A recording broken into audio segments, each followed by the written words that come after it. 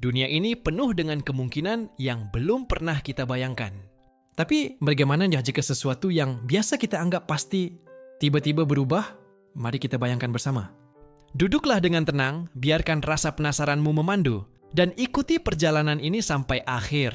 Karena jawaban dari pertanyaan itu mungkin akan mengubah cara kita melihat dunia. Bayangkan kita kembali ke awal abad ke-20. Dunia saat itu sedang bergejolak dengan penemuan-penemuan baru. Mesin uap masih berperan besar di pabrik-pabrik. Mobil mulai meramaikan jalan-jalan, dan listrik mulai mengubah cara hidup manusia. Lampu pijar, telepon, dan radio terasa seperti teknologi dari masa depan. Di tengah semua itu, para ilmuwan sibuk mengutak-atik teori tentang cahaya, listrik, dan materi. Nama-nama seperti Albert Einstein, Niels Bohr, dan Marie Curie mulai dikenal luas. Dalam dunia nyata kita, mereka berjasa membuka pintu menuju fisika nuklir, menyingkap rahasia kecil di dalam inti atom. Dari situlah lahir energi nuklir, bom atom, dan teknologi medis modern. Tapi, mari kita ubah ceritanya. Dalam dunia alternatif ini, penelitian tentang inti atom tidak pernah menemukan titik terang. Einstein tetap mengembangkan teori relativitas, Curie tetap menemukan radiasi, tapi penelitian tentang pembelahan inti atom yang seharusnya jadi pintu masuk energi nuklir tidak pernah muncul. Entah karena jalur risetnya buntu, atau karena eksperimen kunci tidak pernah berhasil. Akibatnya, dunia tidak pernah mengenal istilah reaksi berantai nuklir. Tidak ada bom atom, tidak ada reaktor nuklir, tidak ada istilah energi atom yang menjanjikan masa depan. Mari kita lihat apa dampaknya di masa itu. Dunia masih bergantung pada batu bara dan minyak di awal abad 20. Batu bara adalah sumber energi utama. Kota-kota industri seperti London atau New York penuh dengan asap hitam pekat. Jika nuklir tidak pernah ditemukan, maka dunia akan semakin lama bergantung pada batu bara. Tidak ada harapan energi baru yang bersih dan kuat. Minyak bumi jadi semakin berharga, dan perebutannya semakin sengit. Negara-negara industri seperti Inggris, Jerman, dan Amerika makin berlomba-lomba mencari ladang minyak. Timur Tengah jadi rebutan yang lebih besar sejak dini. Ilmu pengetahuan terhenti di satu titik ketiadaan. Riset nuklir juga membuat ilmu pengetahuan berjalan di jalur berbeda. Di dunia nyata, fisika nuklir melahirkan banyak cabang penelitian baru, termasuk teknologi medis. Tapi di dunia ini, penelitian hanya berhenti pada listrik, magnet, dan mekanika. Para ilmuwan tidak punya pintu ajaib menuju dunia subatom. Bayangkan seperti menonton serial TV panjang, lalu satu episode penting hilang, dan semua alur cerita setelahnya ikut berubah. Begitulah dunia tanpa nuklir. Dunia tanpa rasa takut atom satu hal yang menarik. Karena nuklir tidak ada, manusia di awal abad 20 tidak pernah membayangkan senjata pemusnah massal. Perang masih dipikirkan dalam bentuk tank, pesawat, dan artileri besar. Tidak ada bayangan tentang satu bom yang bisa menghancurkan satu kota hanya dalam sekejap. Bagi orang-orang di masa itu, masa depan terlihat lebih biasa. Lebih banyak pabrik, lebih banyak asap, lebih banyak perang konvensional. Bayangkan suasana dunia pada tahun 1940-an. Perang Dunia Kedua sedang berkecamuk, kota-kota di Eropa terbakar, jutaan tentara bertempur di berbagai front, dan negara-negara besar saling adu kekuatan di dunia nyata kita. Perang ini berakhir dengan cara yang dramatis. 2 bom atom dijatuhkan ke Jepang, di kota Hiroshima dan Nagasaki. Dunia dikejutkan oleh kekuatan senjata baru yang mampu menghancurkan satu kota dalam hitungan detik. Jepang akhirnya menyerah, dan perang pun selesai. Tapi, dalam dunia alternatif ini, bom atom tidak pernah ada. Teknologi nuklir tidak pernah ditemukan. Jadi bagaimana jalannya Perang Dunia Kedua? Mari kita telusuri Amerika. Tanpa senjata pamungkas. Dalam sejarah asli, Amerika Serikat punya tiket cepat untuk mengakhiri perang, bom atom. Tapi, di dunia tanpa nuklir, mereka tidak punya pilihan itu. Satu-satunya jalan adalah terus maju dengan perang konvensional, membombardir kota dengan bom biasa, menutup jalur suplai Jepang, dan akhirnya merencanakan invasi besar-besaran ke tanah Jepang. Bayangkan jutaan tentara sekutu bersiap menyeberangi Laut Pasifik. Operasi ini dalam sejarah nyata diberi nama Operation Downfall. Dalam dunia kita, rencana ini tidak pernah dijalankan karena bom atom keburu dijatuhkan. Tapi di dunia alternatif, Operation Downfall benar-benar terjadi. Invasi ke Jepang, perang darat yang brutal tanpa bom atom, Jepang tidak punya alasan untuk menyerah cepat. Mereka terkenal memiliki semangat bertempur yang keras, bahkan siap mati demi kaisar. Ketika pasukan Amerika dan sekutu mendarat di pulau-pulau Jepang, pertempuran besar pun terjadi.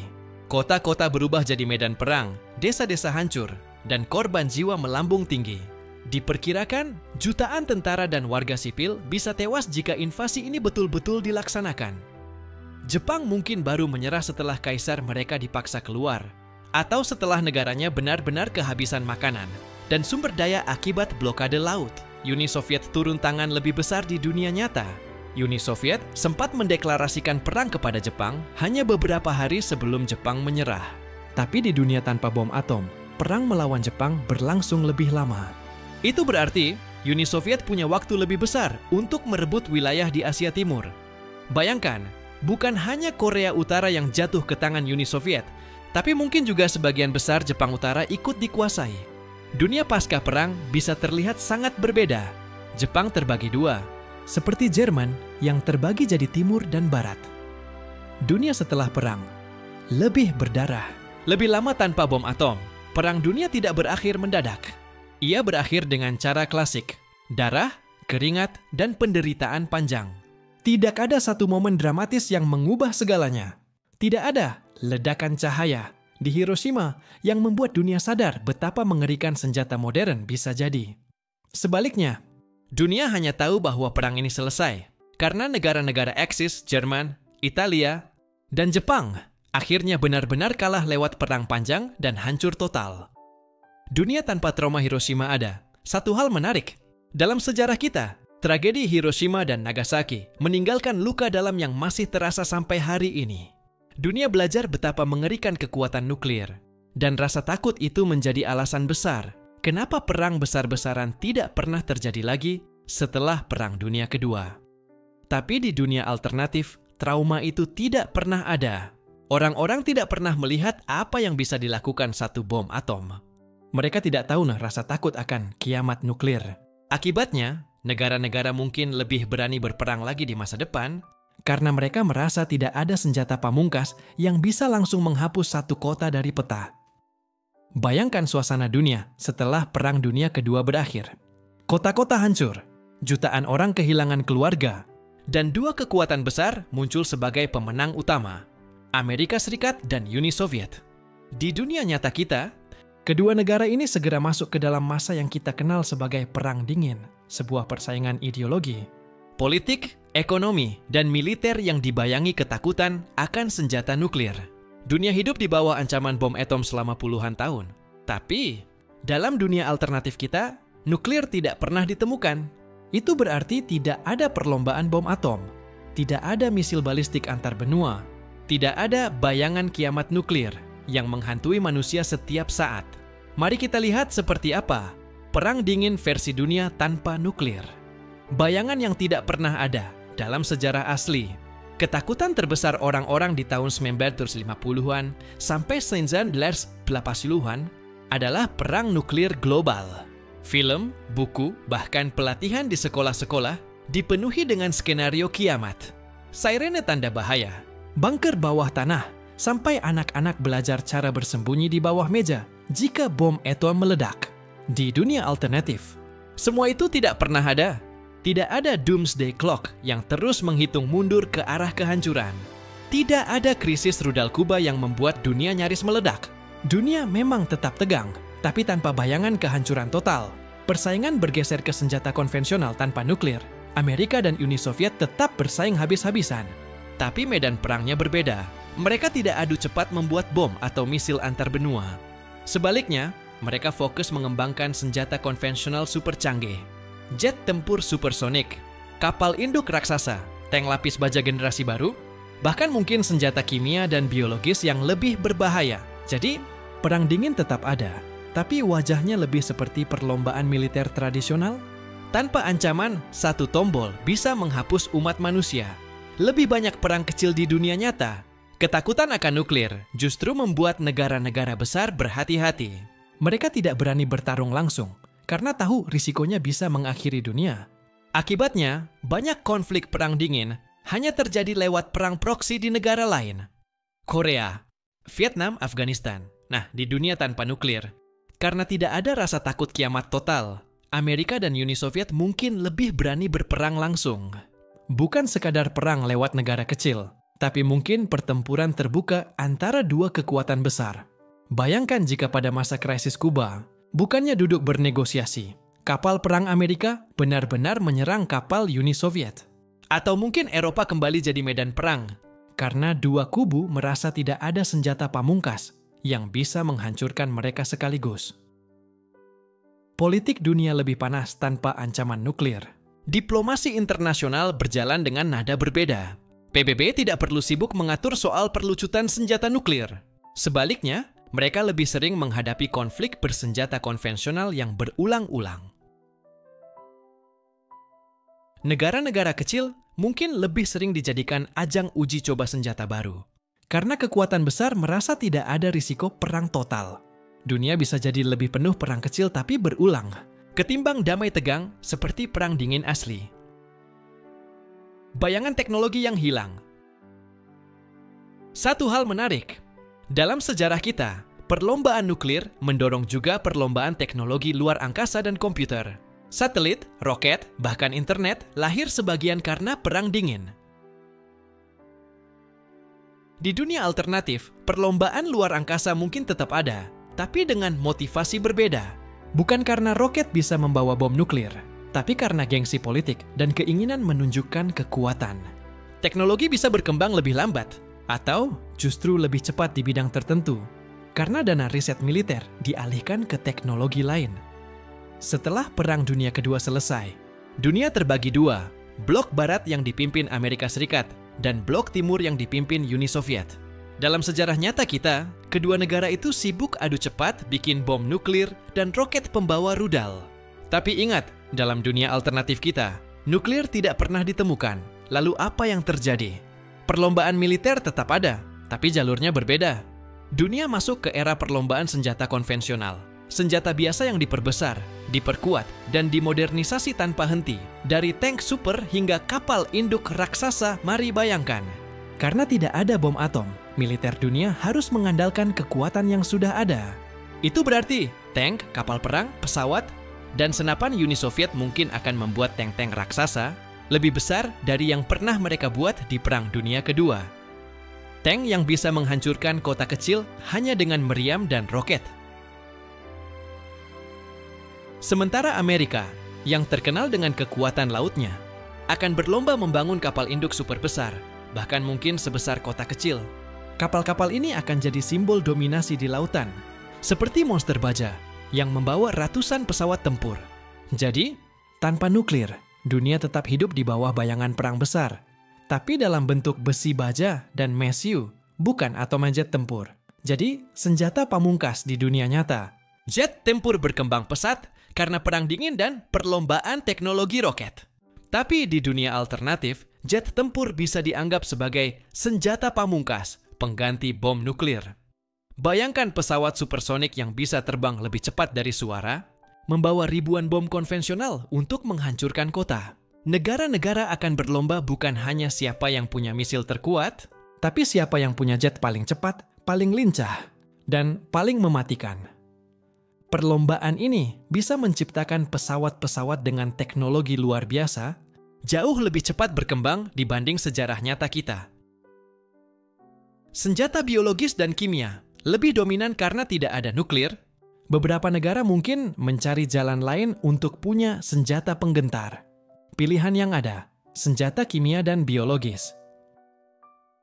Gas beracun sudah dipakai di Perang Dunia Pertama, dan dalam dunia alternatif, mungkin eksperimen itu tidak berhenti. Bayangkan sebuah senjata biologis yang bisa melumpuhkan seluruh kota tanpa bom, hanya dengan menyebarkan virus atau racun. Menggigil, bukan. Dunia tanpa nuklir bukan berarti lebih aman, bisa jadi malah lebih berbahaya, karena senjata biologis jauh lebih sulit dideteksi dan dikendalikan. Lebih banyak perang proksi dalam sejarah nyata. Perang Korea dan Vietnam adalah contoh proxy war. Perang kecil yang jadi ajang adu pengaruh antara Amerika dan Uni Soviet. Di dunia tanpa nuklir, perang semacam ini lebih sering terjadi. Karena kedua negara besar tidak takut meledakkan dunia dengan nuklir, mereka lebih berani mendukung perang langsung. Hasilnya, Afrika, Asia, dan Timur Tengah jadi ladang pertempuran yang lebih panas. Perang Vietnam bisa jadi jauh lebih lama. Konflik di Timur Tengah bisa lebih besar. Bahkan, mungkin Eropa kembali terbakar karena NATO dan Pakta Warsawa tidak segan-segan bentrok langsung. Dunia tanpa rasa tabu perang besar. Dalam sejarah kita, banyak perang besar tidak jadi terjadi karena nuklir membuat para pemimpin takut. Ada rasa tabu. Semua orang tahu kalau perang besar dimulai bisa berakhir dengan kiamat. Tapi di dunia alternatif, tabu itu tidak ada. Amerika dan Uni Soviet mungkin lebih berani untuk berhadapan langsung. NATO dan Pakta Warsawa mungkin pecah perang di Jerman. Dunia bisa mengalami Perang Dunia Ketiga jauh lebih cepat. Bukan dengan nuklir, tapi dengan senjata konvensional skala raksasa. Setelah Perang Dunia Kedua, dunia memasuki masa pembangunan besar-besaran. Kota-kota yang hancur mulai dibangun kembali, industri makin maju, dan kebutuhan energi meningkat pesat dalam sejarah asli kita. Pada pertengahan abad ke-20, para ilmuwan mulai mengembangkan reaktor nuklir. Tenaga atom dipromosikan sebagai energi masa depan, bersih, kuat, dan seakan tak terbatas. Tapi di dunia alternatif ini, teknologi nuklir tidak pernah ditemukan.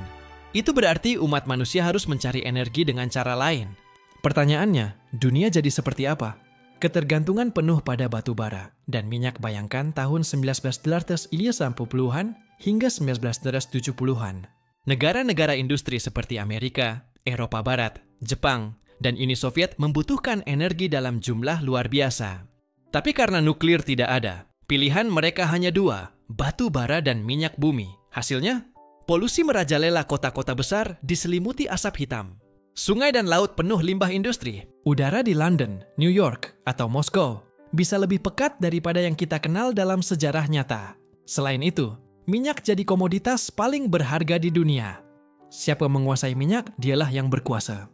Timur Tengah jadi pusat perebutan yang jauh lebih keras, bahkan lebih keras daripada yang terjadi di dunia nyata. Krisis minyak lebih parah di dunia nyata. Kita mengenal krisis minyak 1973. Ketika harga minyak melonjak drastis akibat konflik politik di Timur Tengah. Itu saja sudah membuat banyak negara panik. Sekarang bayangkan, dunia tanpa energi nuklir.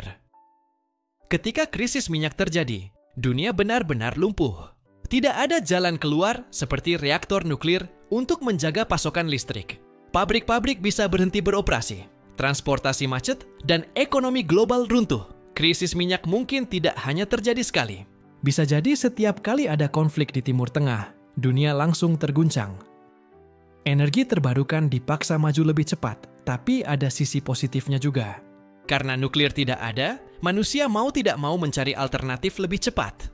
Energi matahari, angin, dan tenaga air mungkin dikembangkan jauh lebih serius sejak awal 1990-an. Bayangkan jika panel surya, turbin angin, dan pembangkit listrik tenaga air sudah masif digunakan puluhan tahun lebih cepat. Dunia mungkin sudah lebih hijau pada tahun 2000-an, karena energi terbarukan jadi kebutuhan, bukan sekadar pilihan. Namun, tentu saja, perkembangan ini tidak mulus. Teknologi energi terbarukan masih mahal dan butuh waktu untuk bisa memenuhi kebutuhan global. Oke? Jadi tuduh peralihan ke energi hijau bisa lebih cepat, tapi juga penuh tantangan, dampak lingkungan lebih buruk tanpa nuklir. Satu hal jelas, pemanasan global datang lebih cepat. Batu bara dan minyak menghasilkan gas rumah kaca dalam jumlah besar. Semakin lama digunakan, semakin rusaklah atmosfer bumi. Di dunia nyata kita, energi nuklir memang punya risiko kecelakaan seperti Chernobyl atau Fukushima. Tapi sekaligus, energi nuklir juga membantu mengurangi ketergantungan pada batu bara. Di dunia alternatif, karena nuklir tidak ada, manusia membakar lebih banyak fosil untuk listrik dan transportasi. Artinya, es di kutub mencair lebih cepat, cuaca ekstrem lebih sering terjadi. Perubahan iklim terasa lebih keras sejak awal abad ke-21. Bisa jadi, pada tahun 2000-an, kita sudah menghadapi krisis iklim yang lebih parah dari yang kita alami di dunia nyata. Persaingan negara untuk energi ketidakadaan nuklir juga berarti energi jadi faktor politik yang lebih besar. Amerika mungkin lebih agresif menguasai minyak Timur Tengah. Uni Soviet lebih keras mengontrol cadangan gas dan minyak di Eropa Timur. konflik antar negara lebih sering dipicu oleh energi. Bahkan, bisa jadi beberapa perang besar di Afrika dan Asia bukan sekadar perang ideologi, tapi perang perebutan sumber daya energi. Setelah kita membahas bagaimana energi dunia berubah tanpa nuklir, sekarang mari kita lihat sisi lain yang sering terlupakan. Dunia medis dan sains. Di dunia nyata, teknologi nuklir bukan hanya tentang bom dan reaktor listrik. Ada sisi positif yang luar biasa. Ia juga dipakai dalam pengobatan dan penelitian ilmiah. Dari radioterapi untuk kanker, mesin pencitraan canggih, sampai penelitian fisika partikel yang membuka wawasan baru tentang alam semesta. Tapi dalam dunia alternatif kita, tanpa penemuan teknologi nuklir, semua itu tidak pernah lahir. Apa dampaknya? Mari kita jelajahi dunia tanpa radioterapi di dunia nyata. Sejak pertengahan abad ke-20, dokter mulai menggunakan radiasi untuk membunuh sel kanker. Radioterapi menjadi salah satu cara utama menyelamatkan pasien dengan tumor ganas. Bayangkan jika itu tidak pernah ada. Pasien kanker pada tahun 1960-an, 1970-an, bahkan sampai abad ke-21, tidak punya pilihan pengobatan selain operasi tradisional atau obat-obatan kimia yang masih terbatas. Tingkat kesembuhan jadi jauh lebih rendah. Artinya, jutaan nyawa yang dalam dunia nyata bisa diselamatkan dengan radioterapi foam. Dalam dunia alternatif ini, hilang begitu saja. Tidak ada alat diagnostik modern teknologi nuklir juga melahirkan berbagai alat medis modern. Salah satunya PET scan, positron emission tomography, yang bisa mendeteksi kanker, penyakit jantung, dan gangguan otak dengan detail luar biasa. Tanpa nuklir, alat-alat ini tidak pernah ditemukan. Dokter masih bergantung pada foto röntgen biasa atau pemeriksaan manual. Akibatnya, penyakit sering terlambat dideteksi, dan pengobatan jadi kurang efektif. Bayangkan betapa berbeda dunia rumah sakit. Tidak ada ruang radioterapi. Tidak ada mesin canggih untuk mendeteksi penyakit. Hanya pisau bedah, stetoskop, dan obat dasar. Ilmu pengetahuan fisika terhambat. Bukan cuma medis, dunia ilmu pengetahuan juga ikut terhambat. Dalam sejarah nyata, penelitian nuklir membuka pintu ke fisika partikel, cabang ilmu yang mempelajari hal-hal paling kecil di alam semesta. Dari sana, lahir pengetahuan tentang quark, neutrino, hingga standar model fisika. Tanpa nuklir, riset itu tidak pernah ada. Fisika berhenti pada listrik, magnet, dan mekanika klasik. Para ilmuwan tidak pernah tahu apa yang sebenarnya ada di dalam inti atom. Artinya, pengetahuan kita tentang alam semesta jadi lebih dangkal. Kita mungkin tidak pernah membuat akselerator partikel seperti Large Hadron Collider. Kita tidak akan pernah menemukan Higgs boson atau memahami awal mula Big Bang dengan detail. Teknologi yang lambat berkembang karena fisika nuklir tidak ada, banyak teknologi lain ikut tertunda. Energi nuklir untuk kapal selam tidak pernah ada. Laut tetap dikuasai kapal bermesin diesel yang lebih terbatas. Teknologi luar angkasa berkembang lebih lambat, karena banyak roket awal didorong oleh penelitian senjata nuklir. Komputasi ilmiah mungkin juga tertunda, karena banyak komputer modern pertama diciptakan untuk menghitung simulasi bom atom. Dunia modern yang kita kenal, dengan komputer super, riset medis canggih, dan teknologi ruang angkasa mungkin baru datang puluhan tahun lebih lambat. Harapan dari bioteknologi, tapi jangan salah, walaupun nuklir tidak ada, manusia tetap berusaha mencari cara lain. Bioteknologi dan farmasi mungkin berkembang lebih cepat untuk mengisi kekosongan. Obat-obatan baru diciptakan, terapi gen mungkin lebih cepat muncul. Tapi tetap saja, tanpa alat diagnostik berbasis nuklir, banyak pengobatan berjalan dalam kegelapan. Ketika mendengar kata nuklir, kebanyakan orang langsung membayangkan sesuatu yang menakutkan, ledakan bom atom, radiasi berbahaya, atau bencana seperti Chernobyl dan Fukushima. Tapi coba kita balik ceritanya.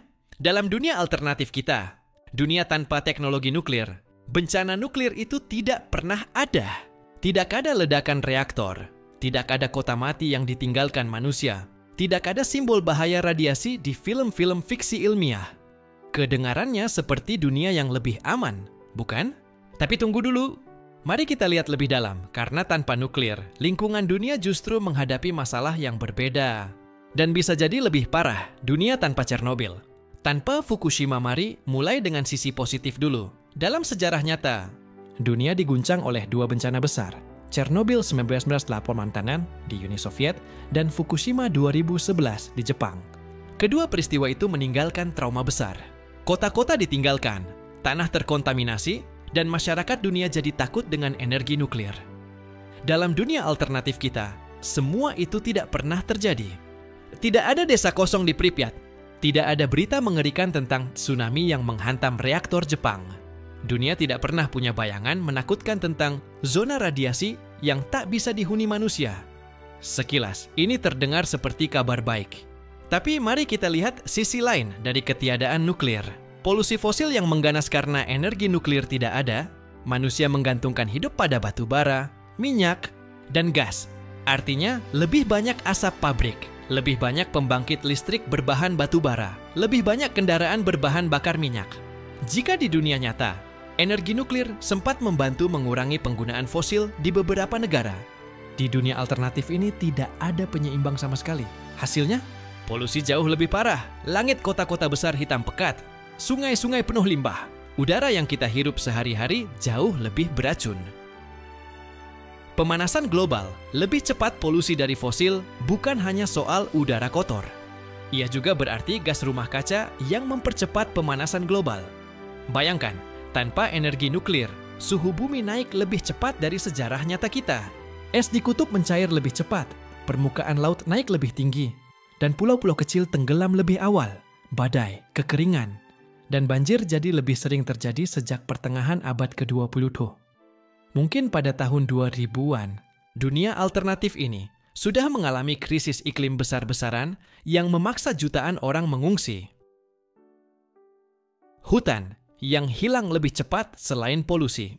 Ada satu hal lagi, kebutuhan energi tanpa nuklir memaksa manusia mengeksploitasi sumber daya lain. Hutan ditebang untuk kayu bakar. Tambang batu bara digali. Habis-habisan, ladang minyak makin luas dan merusak. Ekosistem artinya, keanekaragaman hayati lebih cepat hilang. Banyak hewan punah jauh sebelum waktunya, karena habitat mereka lenyap akibat keserakahan manusia mencari energi. Ilusi dunia lebih aman tanpa nuklir. Orang mungkin berpikir dunia lebih aman karena tidak ada risiko ledakan reaktor atau radiasi. Tapi kenyataannya, bahaya lingkungan justru datang dengan wajah lain.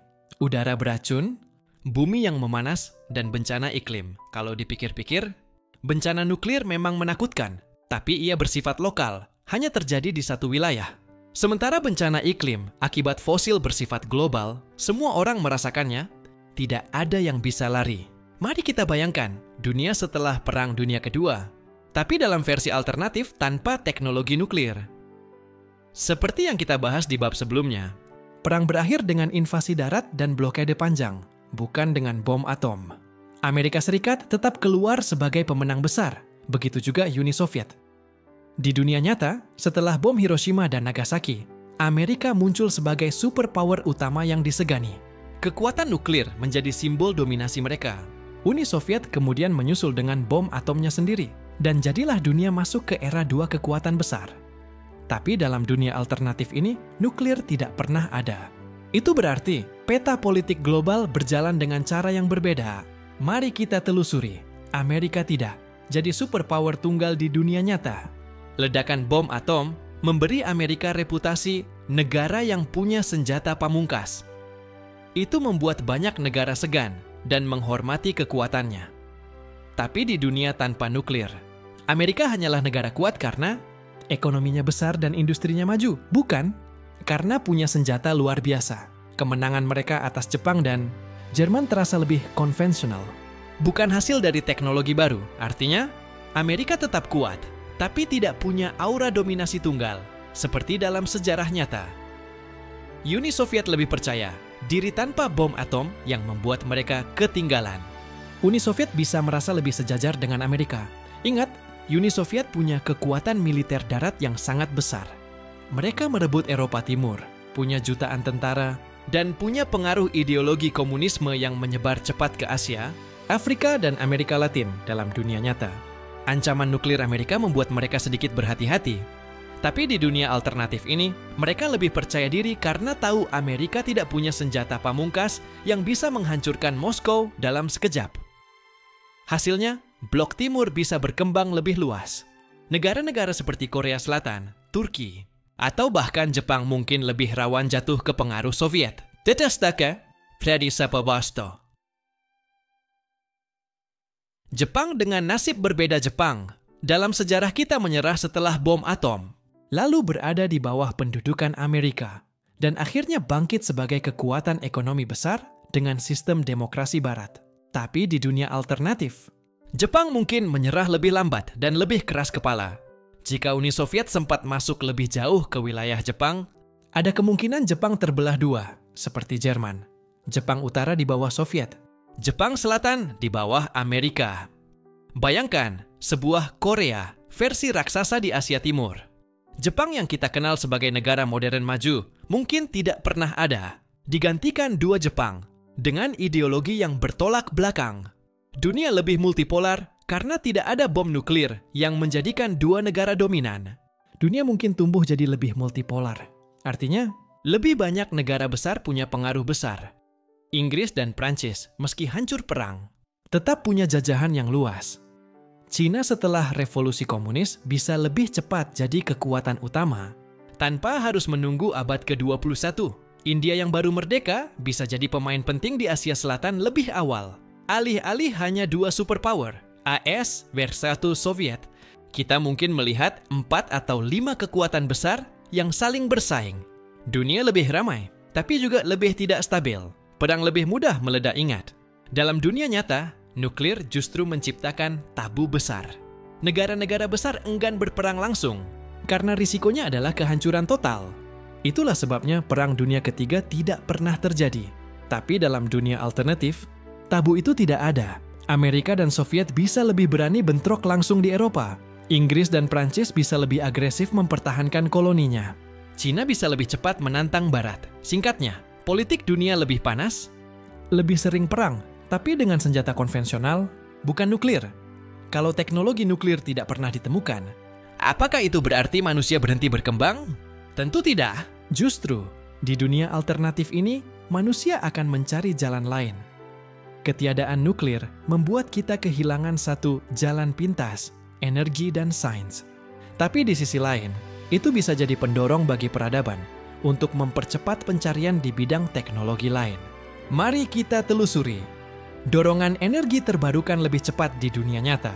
Energi nuklir sering jadi jalan tengah. Negara-negara yang takut kekurangan minyak atau batu bara memilih membangun pembangkit nuklir sebagai solusi. Tapi dalam dunia alternatif ini, pilihan itu tidak ada. Ketika polusi batu bara makin parah dan minyak makin mahal, manusia terpaksa menoleh ke energi terbarukan lebih cepat. Bayangkan, tenaga surya mungkin sudah mulai dipakai secara massal sejak tahun 19% dan 1990-an. Bukan baru populer di awal 2000-an, kincir. Angin modern bisa lebih cepat memenuhi langit. Eropa tenaga air dimaksimalkan hingga ke level tertinggi. Bahkan, energi panas bumi, geotermal, bisa jadi andalan. Negara-negara di lingkar gunung berapi, seperti Indonesia atau Islandia. Dunia alternatif ini mungkin lebih kotor di abad ke-20 karena polusi fosil, tapi lebih cepat bersih di abad ke-21 karena terbarukan dipaksa maju lebih awal. Komputer berkembang lebih cepat. Jangan lupa, banyak komputer pertama di dunia diciptakan untuk menghitung perhitungan bom atom dan simulasi nuklir. Kalau nuklir tidak pernah ada, kebutuhan itu juga tidak ada. Tapi jangan salah, kebutuhan untuk menghitung, meneliti, dan mengotomatisasi tetap ada di bidang lain. Industri mungkin akan mendorong perkembangan komputer lebih cepat untuk keperluan bisnis, ekonomi, dan komunikasi, alih-alih dipicu oleh perang nuklir. Komputer bisa lahir lebih cepat dari dunia komersial dan sipil. Bayangkan, internet bisa muncul lebih awal, telepon genggam lebih cepat populer. Bahkan kecerdasan buatan mungkin sudah berkembang 1 dekade lebih cepat dari dunia nyata kita. Pesawat dan transportasi super cepat karena dunia alternatif ini penuh konflik tanpa tabu nuklir. Negara-negara besar mungkin lebih sering berperang dengan cara konvensional. Apa artinya? transportasi militer dan sipil berkembang lebih cepat. Pesawat supersonik seperti Concorde mungkin tidak hanya jadi proyek terbatas, tapi berkembang luas untuk angkutan sipil. Kereta cepat mungkin muncul lebih awal, karena kebutuhan mobilisasi militer mendorong teknologinya.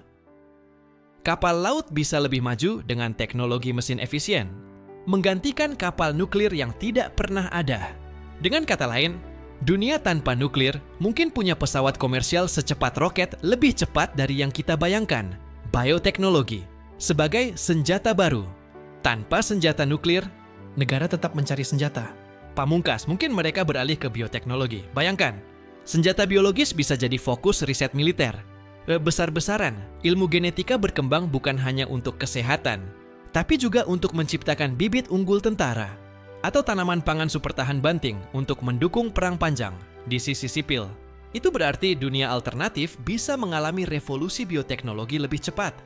Obat-obatan, rekayasa genetik, hingga terapi DNA mungkin sudah umum sejak abad ke-20. Eksperimen energi aneh-aneh karena nuklir tidak pernah ada, manusia lebih nekat mencoba sumber energi nyeleneh.